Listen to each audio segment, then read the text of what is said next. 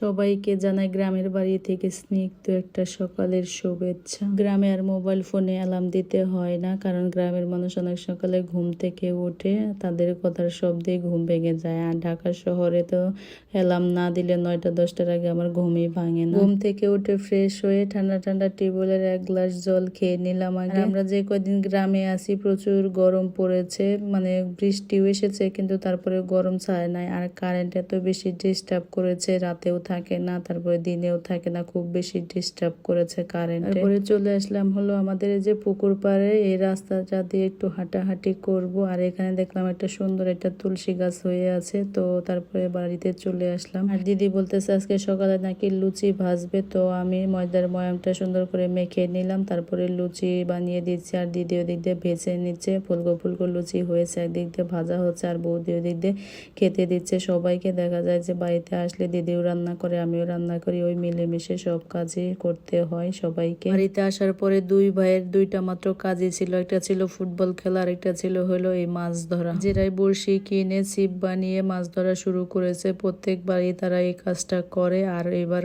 পুকুরে মাছ ছেড়েছে, সারা মাছগুলাই আসে, তবে খুব একটা বেশি ধরা পড়ে না। আর আমিও শখ করে আজকে একটু ছিপ ফালালাম, তো ফালানোর সাথে সাথে আমি দুইটা মাছ মেরেছি, ওরাও মেরেছে 2-3টা করে। ছোটবেলায় এই পুকুর থেকে কত হাত দিয়ে মাছ ধরেছি, বড়শি দিয়েও মাছ ধরেছি। তো আমার বাবাও কিন্তু বড়শি দিয়ে এখানে মাছ মারতো, এই যে তার সাথে সাথে আমাদের দুই ছেলেও কিন্তু মাছ মারতো, তারা তাদের দাদুর কাছ থেকে এটা শিখেছে। তো এখন তো আমার বাবা নেই, তো এরা আসলে দুই ভাইয়ে প্রত্যেকবারই বড়শি নিয়ে মাছ ধরা শুরু করে। তো বিকেল বেলা এই যে ঝুম বৃষ্টি নেমে পড়লো, তো আমরা মাছ মারা রেখে চলে আসলাম। আর আসার পরেই এরা বৃষ্টিতে ভেজা শুরু করলো, আমি স্নান করেছি তাই আর নামা হলো না।